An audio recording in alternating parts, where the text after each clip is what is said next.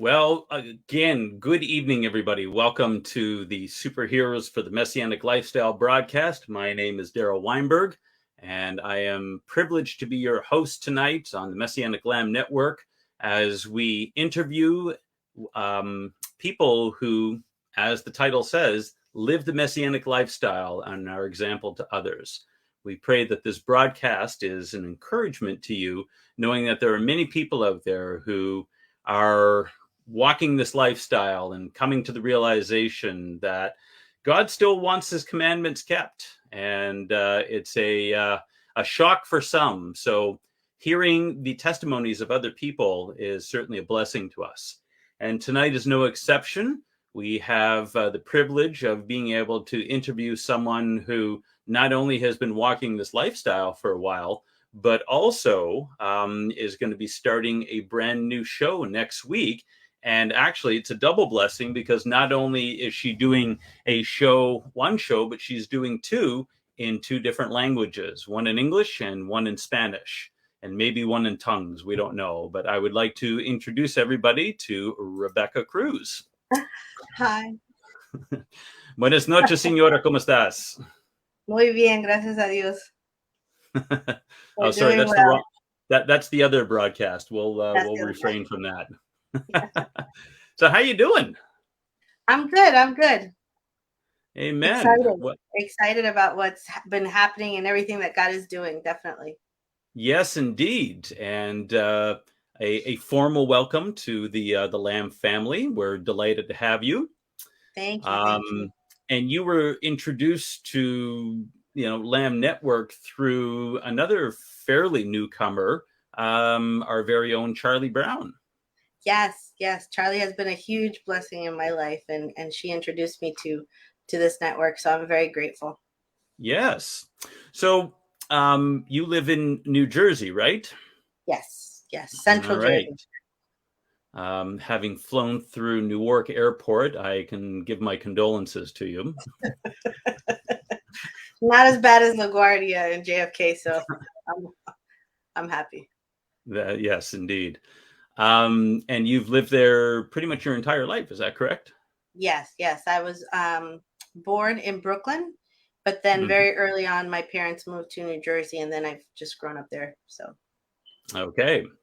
And your parents are of Hispanic background, obviously. You've got, Puerto Rican and... Costa Rican. Yes. I flew into Costa Rica one time. Never had the chance to visit. I've been to Panama a couple of times, and absolutely beautiful part of the world. So talk to us a bit about your background. Your parents were missionaries, correct? Correct. Actually, my mother came. It was supposed to be for 2 weeks. They bribed her to come. So they were going to take her to the Statue of Liberty was the bribe. She was bringing my cousin to my aunt. So my cousin was still in Costa Rica, and she was bringing her to my aunt. And my mother was actually engaged to be married in Costa Rica. And my aunt bribed her and said, I'll take you to the Statue of Liberty. I'll take you everywhere to see. And she said, okay, but only for 2 weeks. And that was over 40 years ago. And she never went back. And she met my father, who was a youth pastor at the time. And they got married, and they became missionaries, and they were traveling through Central and South America. And so when I was born, I celebrated my first birthday in Venezuela. So I've been traveling back and forth since very, very young. And they settled here in Central New Jersey early on. And then when I was about 15, 16, my parents divorced. So I stayed here in New Jersey. My father continued traveling and then eventually settled in Florida. But I've felt the call here in New Jersey. And so this is where I'm at, and this is where I'm staying for now. Okay. So you grew up with missionary parents. Yes. So you had a traditional Christian upbringing. Yes, my family, my parents were part of the Reformed denomination, and I grew up Reformed and going to church on Sunday. That's what you did, and I was the annoying kid in Sunday school who was raising their hand constantly to answer all the questions and being forced to give other kids a chance to speak. And I remember being about, I was very young, 4 or 5, something like that, in Sunday school. And I remember the Sunday school teacher talking about receiving Jesus into your heart. Now, mind you, I had been going to church forever. That's what you did on Sunday. That was my normal. I didn't know anything different. And I realized to myself that I had not specifically asked Jesus into my heart. I had not made that statement. And I was so worried. And I was like, I have to do this right away. And so I remember consciously, asking the Lord into my life at a very, very early age, and never looked back. Okay.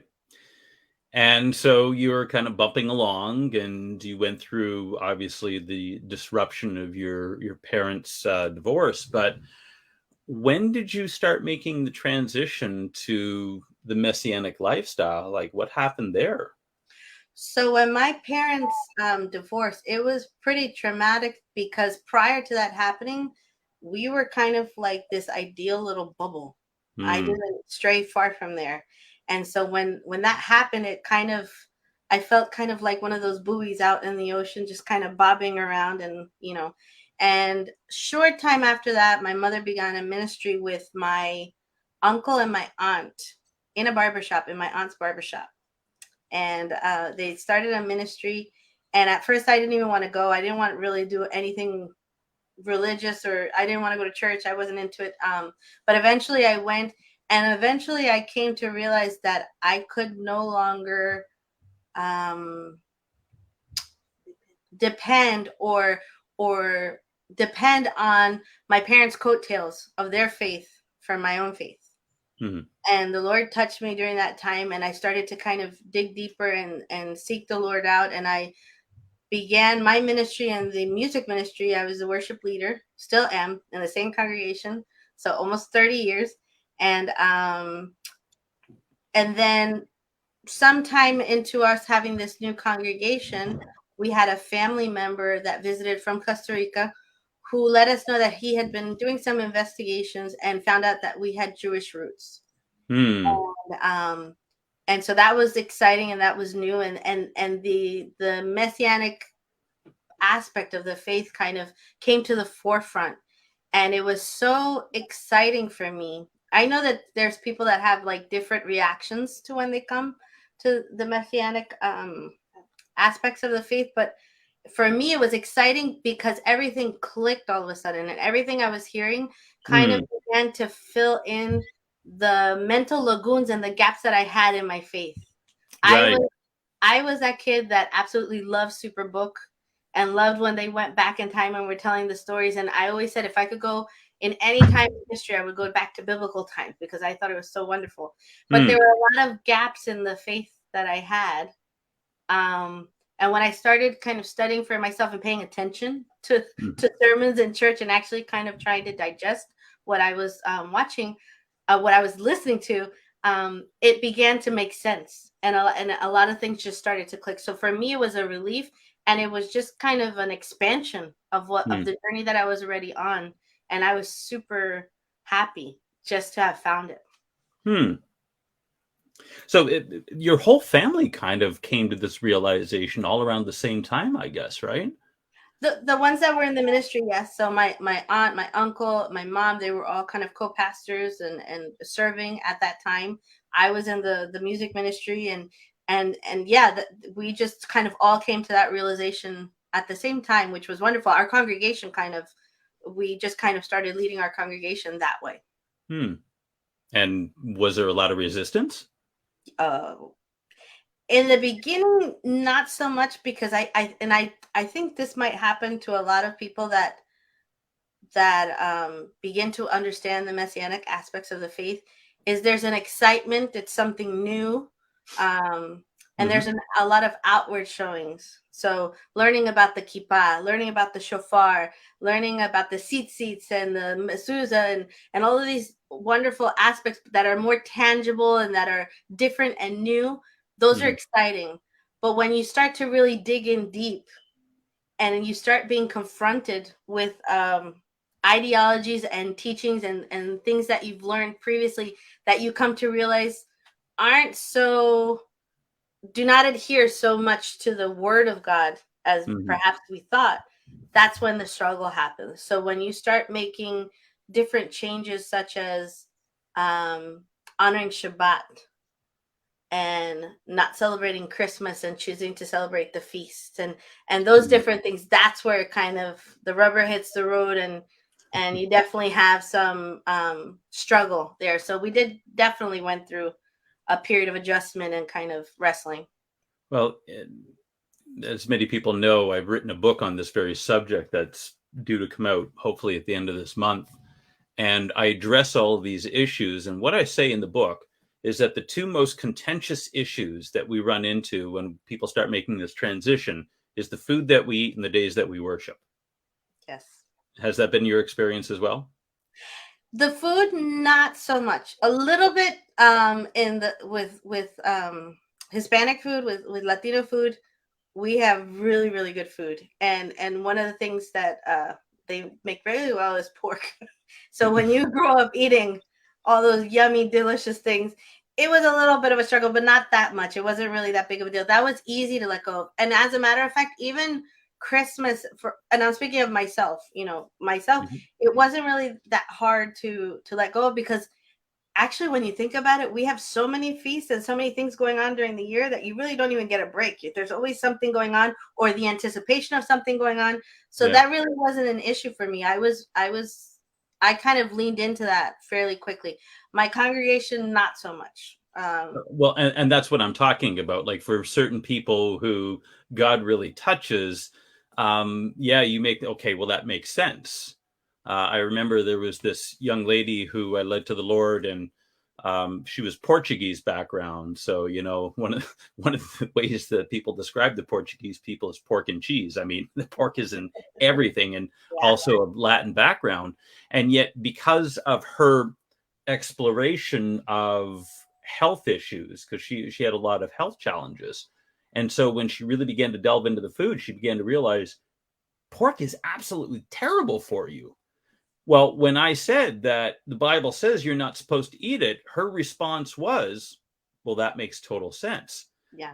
But those instances are few and far between, I find. And I think the big issue is that when you start talking about days of worship and you start talking about food that we eat, those are common everyday issues that we have to change. If we're discussing eschatology, for instance, the timing of the rapture or whatever, that's all theoretical, because we're all still here. So we may differ on when we're getting out of here, if we're getting out of here. But when it comes to what is the proper day to honor the Lord, whether it's Saturday or Sunday or any day that I choose, now you're talking about something tangible. And that's where I have found you really get the blowback. I think it has to do with because tradition is so ingrained in us. Mm-hmm. For example, from a Latino background, prior to a Protestant kind of the Reformation, everyone was Catholic. Mm-hmm. So you have the Catholic traditions that kind of morphed into the Protestant traditions, and now you're going into the Messianic. So you have all of this kind of baggage that you're bringing, where you have people who are, for example, let's just say Christian in general, but they don't really kind of go to church, but they will go to church on Good Friday. They will go to church on Christmas. Exactly, because it's tradition. Yes. And so when you're coming up with tradition, that's a hard one to kind of deal with, because that's really ingrained in a lot of people. Yeah, no, I agree. And it's always as soon as I'm about ready to get into a conversation, either days of worship or food, you got to strap on your full armor, because you're going to get a fight. I tell people there's a whole bunch of sacred cows that need to go on the barbecue. Absolutely. But when you think about it, what is a Protestant? It's a protesting Catholic. You would think, but I am currently getting my master's degree at a Lutheran seminary, and that was kind of my thought. It was that the Protestants were protesting against the Catholic Church. Not really.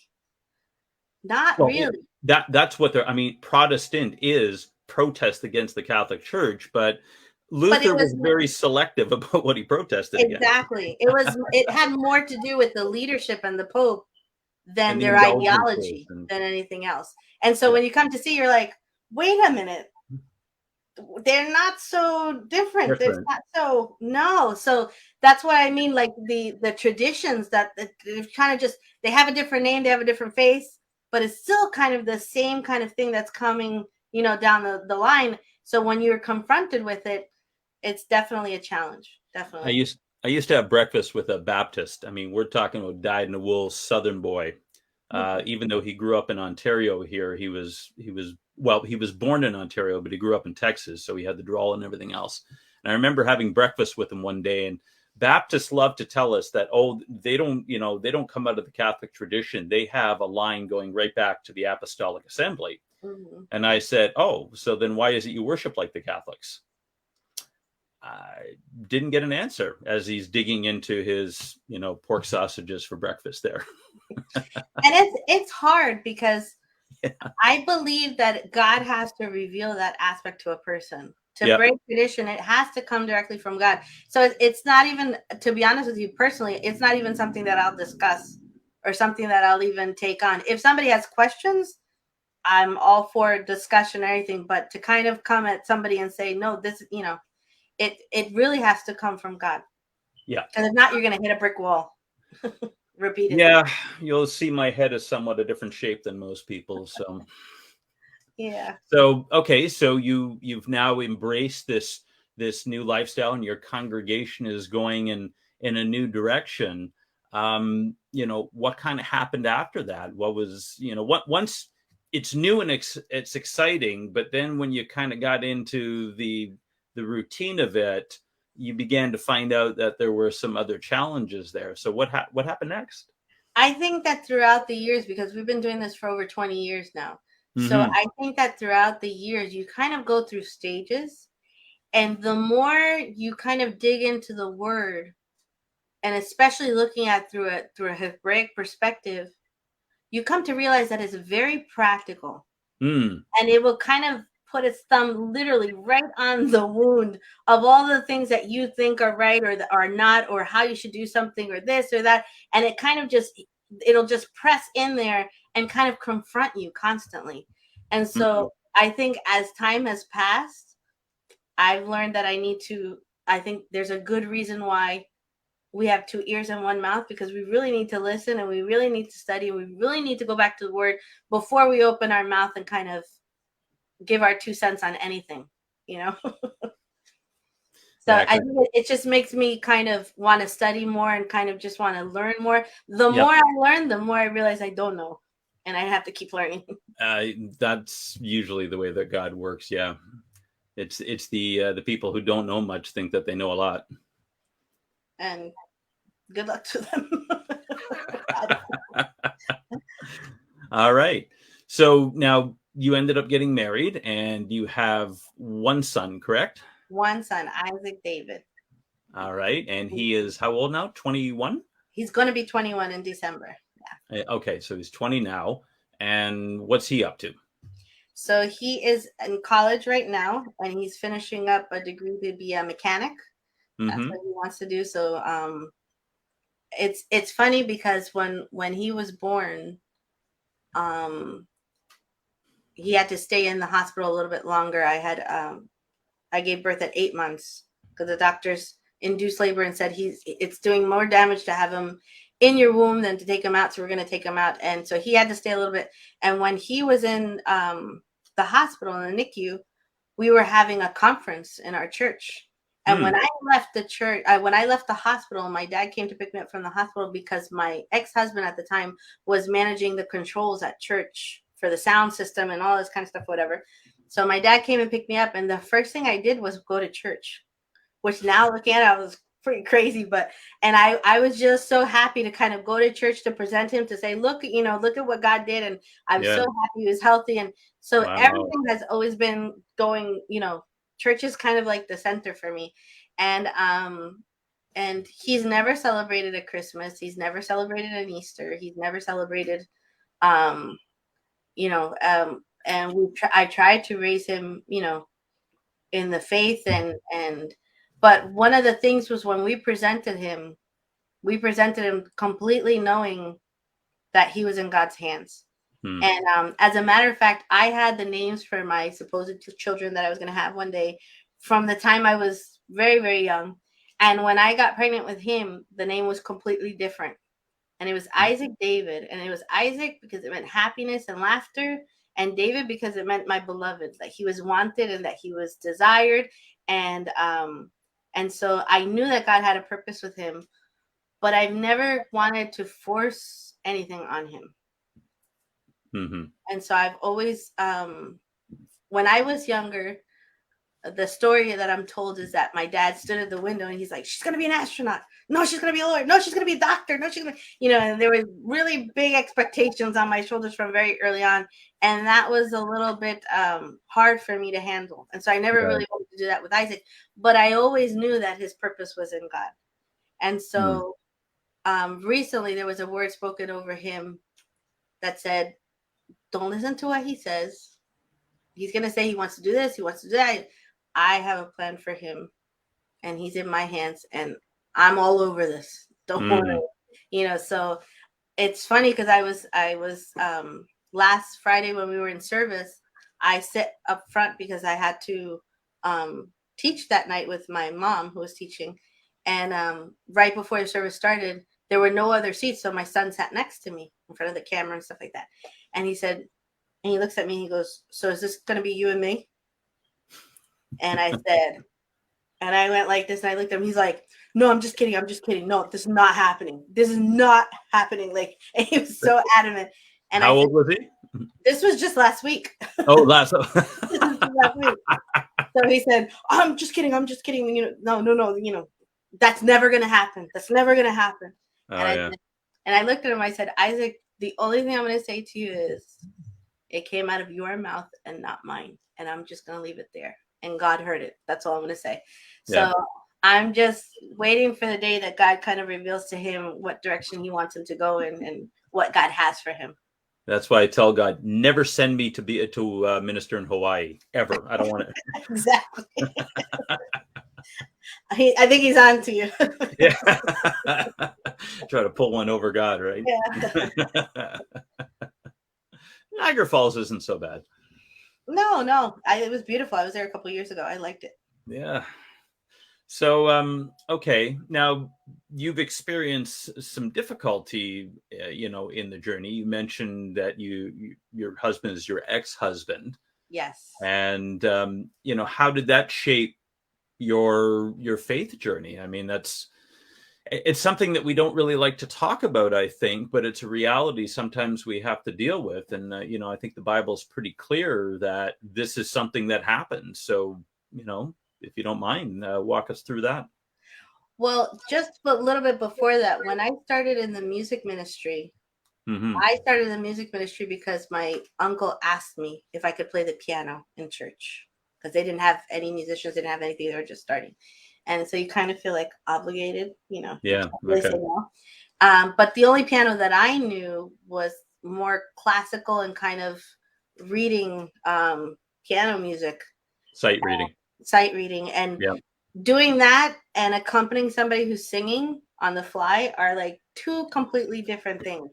Oh, yeah. So I spent the beginning literally plunking keys and looking at my uncle while he played the guitar and looking at the chords he was playing on the guitar, kind of going doom, like kind of playing along with him. And it was a struggle for me, a big struggle. And sometimes I would be crying when I would be playing. And I'm assuming it was a Pentecostal holiness congregation that we had at the time. And I'm sure that some people thought that I was just like overcome with the Spirit and it was the holiest thing ever. And it was frustration and just anger and wanting to throw the piano out the window. So my faith has always struggled because I felt like God put me in situations where I was sinking more than I was swimming. And it was a struggle. And so when this comes around years later and all of a sudden my marriage is broken up and I find myself alone, it just kind of added to that struggle of sinking more than swimming. And Mm. I came to the realization that I just had to put myself in God's hands. Mm. And although I was angry and although I was hurt, and I let God know plenty of times, I was not shy about it. Mm-hmm. I realized that every time that I did that, He met me where I was at, and He walked me through it. No matter what, was it fun? No. Was it easy? No. It was really difficult, but He was always there, and He never left me, and He always let me know that He was there, Mm-hmm. and He let me process, and He let me go through and definitely deal with all those things, and it took time, but He was always there, and I feel like my life has been strengthened by all of the things that I've gone through. I can see it now. You can look back and you can see God's hand on everything, but definitely going through the process was difficult. Mm-hmm. Yeah. Wow. And okay, so you've been walking this Messianic lifestyle. How did you connect with Charlie Brown? So when I had my son, I was a first time mom. I was in a church service and I asked God for a son, or for a child. I said, God, I'm ready. And 2 weeks later, I found out I was pregnant. So I guess he was ready too. So Can you get me on that hotline there? I said, God, I'm ready. And 2 weeks later, I found out I was pregnant, and I had my son. And then shortly after that, I was visiting a family member who had gotten pregnant later in life, and she had had a baby shower in Costa Rica with family members. And a family member had given her little cards with little blessings and Bible verses for the baby. She was kind of showing me all the stuff that she had gotten. And I said, wow, I would have loved to have that when I was pregnant. Because especially as a first time parent, you're kind of just worried and hoping that they have 10 fingers and 10 toes and that they can see and hear and smell and taste and, all the normal stuff. But you Yeah. don't realize the magnitude of really bringing a child into the world. It's so much more than that. Yeah. And so I was like, man, I wish I would have had that. I could have prayed that over Isaac, and there was born what is today Awesomely Distinguished, which is a baby book that's a 40-week journey of blessing for mother and baby. And what it has is just a blessing for the baby each week during the 40 weeks of gestation. And what it does is it promotes an attribute or a characteristic of a person's being that you would like to promote in the baby. So, for example, being kindness and humility and being a good steward of the land, being a good steward with your finances, being good to your neighbor, being helpful, all these different types of attributes and things that you would kind of want to teach and promote in your child. Each week it focuses on one, and you can pronounce a blessing over the baby. And there's a section there that has baby, did you know, which is something physical that's happening in the baby that week, whether their eyelids are forming or now they can move their hands and feet and etc. Whatever it is, their heart has started beating, all these things. And there's a place in there that says, from my heart to yours, where I felt that in the same way that God spoke to Sarah, spoke to Rebecca, spoke to Hannah and Miriam and all these women that had babies that had purpose in the Bible, who better is God going to talk to than to the one carrying the baby? And so if the Lord presses on your heart something, a word or a Bible verse or something that you're feeling when you're praying over the baby, you can write it down, and then you can present it when the child is ready to graduate high school or college, or ready to get married, or ready to have a child of their own. You can say, this is what God was speaking to me when I was pregnant with you. And it's kind of like a legacy type of thing. And added to that is a section that has the names and the attributes of God that are found in the Bible. So, for example, like when God says, I am, and when he tells Moses, I am, well, really, it's more than I am. and we kind of go into it in the book. And so it gives you the name in Hebrew, it gives you the transliteration, it gives you a Bible verse where it's found, and then just a little synopsis or a little kind of reflection to go along with that, so that you foster that relationship between the baby and his creator from the womb, and kind of begin that process there. And so that started a little bit after my son was born. So it took me over 15 years to write the book. And I wrote it in English and I wrote it in Spanish. And then after I wrote it and I kind of got it out into the world, there were some women who said, well, I don't have, baby right now. My children are grown. And my answer is, well, you never really stop praying for your kids. That's kind of like a lifelong thing. You never really stop that. But some women were like, well, I would love to know those aspects of God and his attributes and stuff. I would love to have something for myself. And that started the second book, which was kind of a devotional that just was for adults to kind of explore that. And so I was trying to get this stuff out there, and I had some things that I created for my shop, and I wanted to put it out there. And Charlie has a wonderful site called The Portion and the Rooted Cafe. And I reached out to her to kind of see if I could kind of because I remembered seeing, in my Facebook feed that they had something called Monday Marketplace, something like that.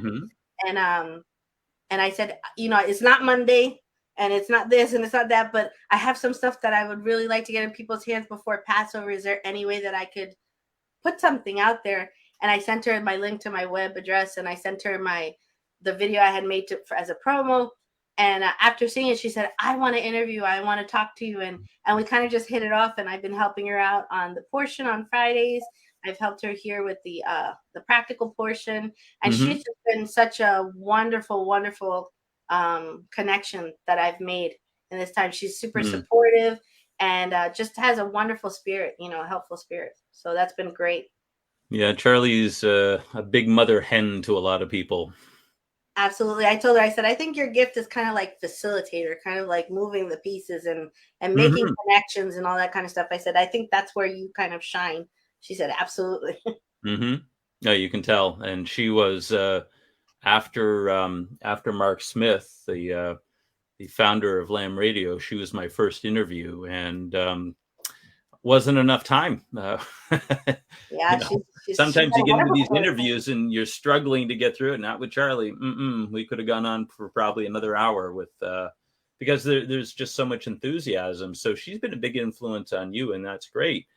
And so your congregation right now is still going strong in New Jersey. And what how has the past couple of years affected you? It's been a struggle. It's definitely been a struggle, particularly when COVID hit and we were kind of all shut in and couldn't leave our homes and all this. We had some issues with the building that we were renting, and we had to make the choice to make better use of the funds that we did have. And so we let go of the place that we had, and we started having services home to home. So each week there's a host family that will kind of host the Shabbat dinner, and then we have our service, and we go live on Facebook, and that's been working for us for right now. So we have the local community that's able to get together. We have fellowship, and we can talk and pray and just spend time together and break bread and then learn the word. And then we also have an audience that has joined us that's online, which is great, who have also connected with us. So that's what we're doing right now. It's working. Okay, wonderful.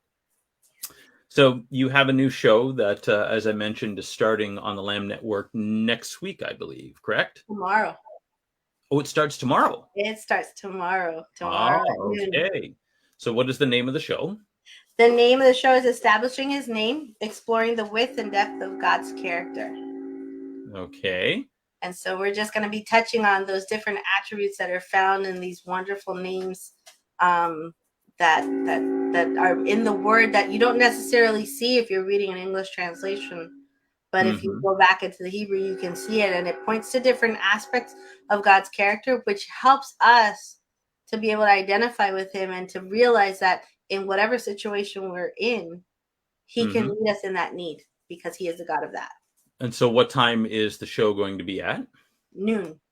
Noon. Noon on Tuesdays in English and noon on Thursdays in Spanish. Oh, so you're doing double duty. Yeah. Okay, so tell us, what was the inspiration for this show? How did it come about? How did you get roped into doing a show? Mark. There's a lot of people who have the same answer. No, actually, in 2016, it was pretty interesting because I was home and I was home one night, and two women from church, one in particular, she was really, really, really wanting to go to Israel.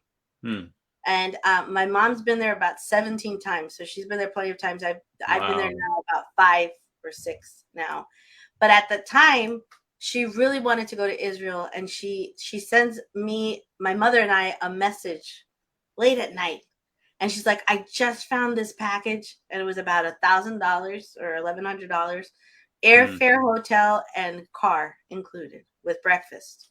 And she's like, for 6 days, let's go. And then she mentioned it to another woman in our congregation. Needless to say, the 4 of us were on our way to Israel in March. And we had a fantastic time, a wonderful time. And while we were there, we rented a car and we just kind of went north, south, east, west. I mean, we went all over. And it helped that Israel's small because it was doable.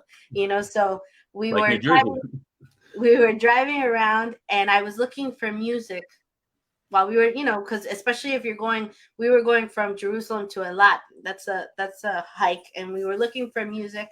And so I was looking for music to kind of have in the car, and I came across a worship leader by the name of Sarah Lieberman. Yes. I love Sarah Lieberman. And so when I heard it, one thing that my congregation is known for is that we have had people from different backgrounds. We've had people from Indonesia, from Ghana, from all of Central and South America, So we've had a little bit of everything. And so what we've always tried to do is try to make people feel welcome and try to feel a part of the congregation. So if that means taking the time to have simultaneous translation from the front, there's a difference when you do translation from the front of the church and when you have somebody sitting in the back with headphones and they're kind of just like whispering into a mic and you hearing it. There's a disconnect that happens there. And so one of the things that we were repeatedly told when we had somebody standing at the front translating was they felt a part of the congregation. They weren't just kind of sitting there kind of as a spectator. And so one of the other ways that we kind of tried to incorporate and make people feel welcome was to sing in different languages.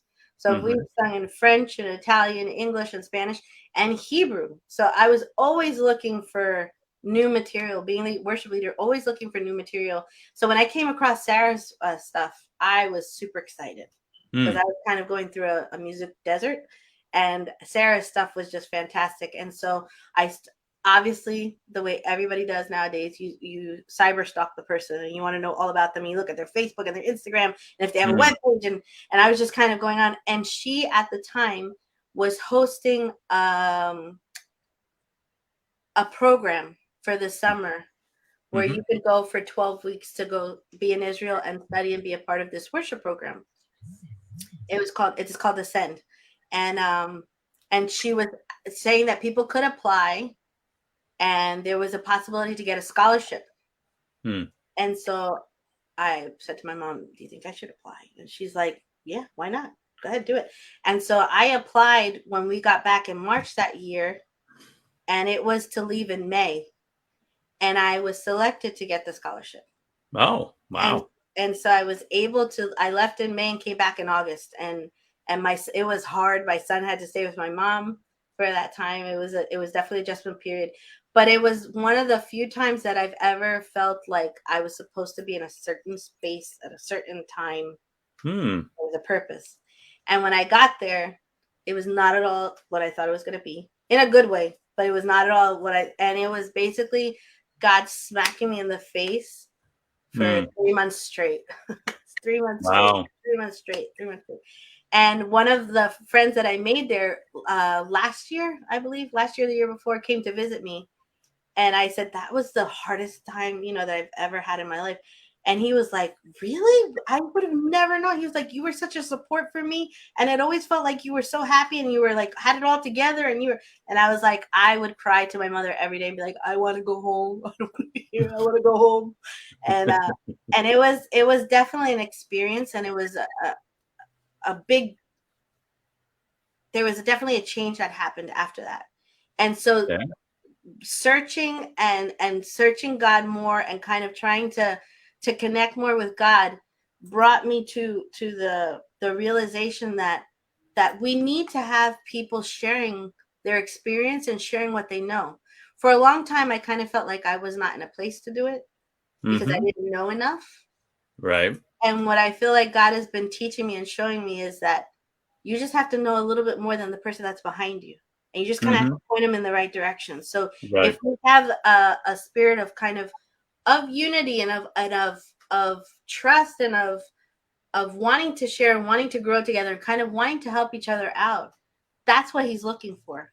He's not looking for scholars that have all the Hebrew down and all this down. And obviously you have to study, and obviously that's a big aspect, and you have to take the time out, but also the willingness to want to share. And so that is kind of what spurred on the devotional that I wrote. And the songs that I've written. I remember when I came back from Israel and listening to all the worship music that is coming out of Israel, out of Israelis and Arabs that are coming out. And I was like, and it's all rooted in scripture. Yeah. And I have a little bit of issue with contemporary Christian music because it's not necessarily all rooted in scripture. And yeah, a lot of it's about feelings and it's about me and it's and so yeah, being over there and hearing them just sing basically the Psalms and singing kind of, and everything being directed to him, I was all over that. And I kind of just ate it up. And so I said, I need to translate this. I need to translate this into Spanish, because they had some translated in English, but I need it in Spanish because we don't have material. And especially coming from a small congregation that's meeting in homes, I don't have a full band with a bass and a guitar and a drum set. I don't have all this. But so there's very limited resources in Spanish. I need to get this out there. And I called up my friend in Israel and I'm like, listen, I know that when you translate something and you want to do some work with somebody else's songs, there's royalties involved. How does that work? And she's like, oh, that doesn't make any money. You don't want to do that. That's like, don't even bother. She's like, you have music, because part of the aspect of going to that program for that summer was that I had to record my own music. And I got to record with them my own song. And so she's like, you have music. You don't need to be, translating anybody else's. You have. And one song. That's all I had. One song. And so I kind of like, okay. And I got off the phone and I said, God, she's saying that I have music. I have one song. That's all I have. And I've never really kind of, when I came into the music ministry almost 30 years ago, there was kind of like a new move of music happening at that time. And everybody wanted to be the next big Christian singer. It was kind of like a thing at the time. But I wasn't really about that. And you'll never catch me really singing karaoke or anything. I only sing in church because I feel like God called me to do that specifically, but not because I'm particularly wonderful at it. And, that's my thing. It's just one of the things that God has me doing. And so when this situation arose and I said, God, she's saying I have music. I only have one song. Like, hello. And for the first time in my life, I sat down to actually write music. And within the span of 2 weeks, God gave me 5 songs. Wow. And so, and it's been wonderful to kind of see all these different aspects of myself that I never really thought. Right now, it's in the artistic field and doing things. Growing up, it was me and my brother. My brother was the painter and I was the reader. I was the one with the flashlight under my blankets. I was the one who used the car headlights from the back at night so that I could continue reading in the car.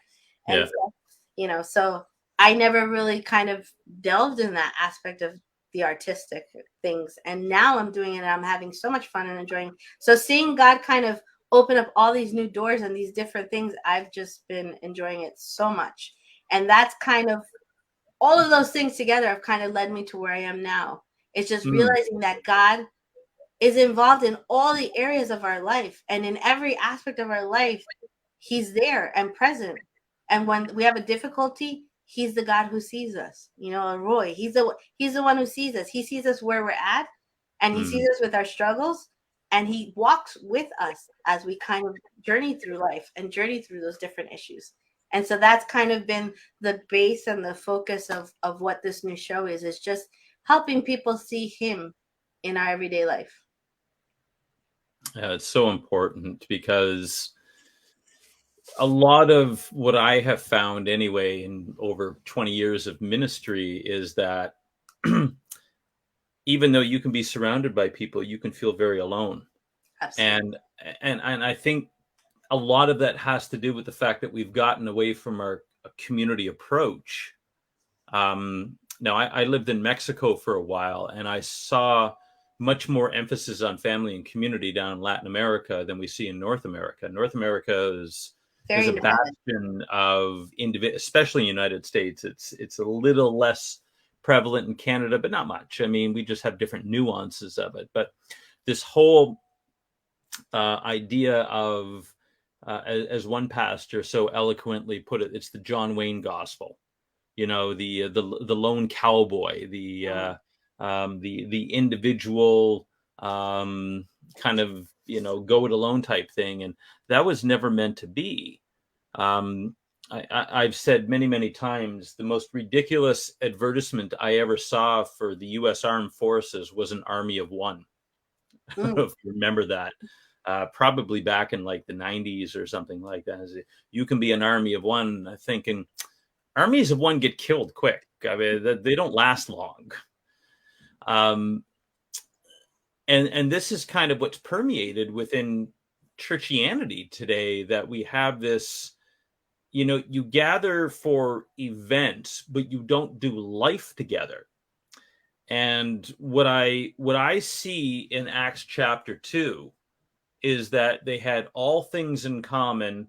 They even sold all of their possessions, laid their money at the feet. They didn't need the government to come and tax them to death. They did it willingly, so that the money could be used for wherever the need was. Like, everybody had this mentality that nothing belongs to me, which God is very clear about. He says that in Leviticus, that the land is mine. You're nothing but aliens and sojourners, so you're managing it on my behalf.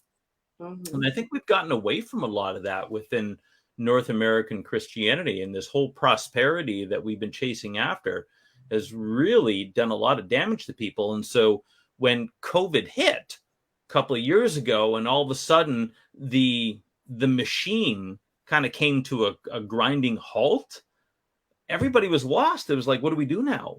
Like, you know, the routine that I had been going through has now come to an end. And so many people struggled, and they've never really recovered from that. No, they haven't. Because we need to get back to our roots. We need to get back to the foundation. We need to understand that God designed humanity to be in community with each other. He says in Hebrews 10:24, do not forsake the assembling together as some do, but you know, provoke one another to love and good deeds, and all the more as the day draws near. And he's talking about the day of visitation, the day of his return. So I think as the old the old model gets put to rest, and I say good riddance, out of that I think will rise what was God's original intent, is for us to get back to community again. So what you're describing is very much about that, and that's very exciting. And I also think that with the advancements of social media and all of the technology that we have today, yes, as people that are putting information and content out there, we really have to be careful with our words and the way we present things, because if not, we can make it very easy to not have to congregate, and we can make it very easy for people to be like, well, I can just listen at home, or I can do church on myself. I can, you know, I can break the bread on my own, and I'll just watch something. And it's not that. Sometimes that's the only solution that a person has if they don't have community around them, if they find themselves in a place and there aren't like-minded people around them. And that's wonderful. That's a gift that God gives us. But as teachers and as people that are presenting information, it's to always kind of drive that home. The need for interdependence. We have to be in community. We have to be, if you're not meeting with somebody week to week or in services and everything, you don't know what they're going through. You don't know how to pray for them. You don't know how to lift them up when they're, and that's how you end up getting stragglers that kind of just fall away. So it's definitely a responsibility that we hold, you know, but it's a gift, and it's so wonderful to see how God can help us to utilize all of these tools for his kingdom, you know? Yeah, and it's like my wife says, get your online community to help you with your colicky baby or something like that. I mean, it's just you may be able to give each other an encouraging word, but community is about practically getting in there, and when someone has a baby, meals get cooked, or if someone goes through a sickness or something like that, people come around, they'll come over, they'll help out with certain things. If there's a financial difficulty, the community route. One of the really interesting things that has been done over the last couple of years, this is whole social distancing thing. And one of the reasons why they chose 2 meters, 6 feet, is not because it protected you any more or less from anything else. That was a complete, how do we say this without getting into too much trouble here? It was a construct that was developed under false pretenses. Mm-hmm. The reason why they chose 6 feet is because they've measured that that's the distance that heartbeats and frequencies connect with each other. You put people apart more than 6 feet, and they lose that connection, that soul connection, for lack of a better term. And so it's this very intentional. You remember in The Matrix, the movie, where all these babies, these people, were nurtured or cultivated within these individual pods that were completely separate from all other human beings. And it's when human beings are in community with each other, that's when the magic begins to happen. That's when the power of God is unleashed in community. You go back to Acts chapter 2. They had all things in common. They met day to day in each other's houses. There was, and no matter what the enemy tried to do, they couldn't stop them. And it's family. It's basically family. It is. And the issue on that, the flip side to that, is that family can be messy. And we have to be willing to be messy together. You know, we have to be willing to say those hard words in love when you see somebody that needs help. It's kind of, it's pushing everybody forward to the same thing, you know, but with this independent kind of ideology that has kind of just pushed forth in these recent years, it really kind of just butt heads with everything that the Father is trying to do, you know. So we really have to make an effort and be conscious and intentional with the things that we say and do, you know. Absolutely. Well, I'm really hoping and praying that this new show of yours is going to help facilitate that, and it's exciting that we now have a Spanish addition to our repertoire, as it were. That's wonderful. Yeah, I'm everything that I've always done, the books that I've written, the music that I write, anything that I post, everything is always bilingual. Always. My heart, my home church is predominantly Latino. So our services are in Spanish. So everything is pretty much in Spanish for me, except my brain. My brain thinks in English, and then I have to translate everything really quick when it's interesting that that's the case. So I see the at least for myself, my personal journey has felt like I've been on a virtual island for the past 20 years in the Messianic movement. And it's just now that with Charlie and with Mark and with you and with these new experiences and doors that are opening, that I'm kind of like stepping out of my cave and being like, okay, we're going to do this. We're going to do family. We're going to do community. I'm taking my little steps out into it. And I see the lack of resources in Spanish. And I see the need and the hunger that people have. And I just want to be able to help in that area. You know, anything anything that I can do to kind of foster that, it definitely am something I'm passionate about. Well, amen. And that's an exciting passion to have, because if the Father places a burden on your heart like that, then you know that He's assigned you to help fix a problem. Amen. Meet a need. Lord willing. Yeah, Lord willing. Amen. So once again, the show is called Establishing His Name. Okay, Establishing His Name. It's going to be live Tuesdays at noon, Eastern Standard Time here on the Lamb Network, and then Thursdays at the same time en Espanol. So, Exactly. Whatever your preference is. Maybe I'll have to tune in to brush up on my Spanish there. That'll be nice. That'll be nice. So, in closing, Rebecca, what do you see the near future holding for you? I see God kind of narrowing in. One of the things that I felt strongly, I have an online store. I sell t-shirts. I sell home decorations. I sell books. I'm writing the next book now. I'm doing a lot of things, and I see God kind of narrowing down what He wants me to do. And I think that this new show is on that path of kind of narrowing down what He wants me to focus on in my studies, and kind of digging in the Word and sharing what I'm learning with anyone who's willing to listen, whether in English or in Spanish. All right. If God gives me another language, I'm totally down for it, but we'll have to see. Speaking in tongues. So behind you we'll close with this. Behind you have remember Deuteronomy 7:18. One of my favorite Hebrew words, zakar. Okay. And I love it. Why because is that? In this passage, God is talking to His people, and they're getting ready to go into the land. And He says, look, you're going to get there, and you're going to see a lot of stuff, and you're going to feel like, maybe I can't do this, and maybe this mountain is too big, and maybe these people are too strong, and maybe this just isn't for me. And God specifically says, remember what I just did for you. Remember what I did with Pharaoh. Remember everything that you've gone through, what I've taken you through. Amen. Remember what I've done, because if I did it then, I can do it again. And I didn't leave you then, I'm not going to leave you now. And so that for me is always a big encouragement, to just kind of, when the mountain looks too big, remember who's behind me and just continue to walk forward. Amen. So we have a new show, 2 new shows in the language of your choice.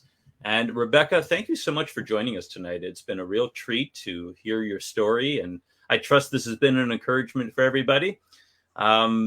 Please give us a like and a share if you're on Facebook or YouTube. And once again, Superheroes for the Messianic Lifestyle, and you certainly do qualify for that. Thank you so much for your time. God bless you, and we look forward to your new show. Thank you. It's been a real pleasure. Thank you. All right, everybody, have a great evening. Thanks for joining us. Shalom.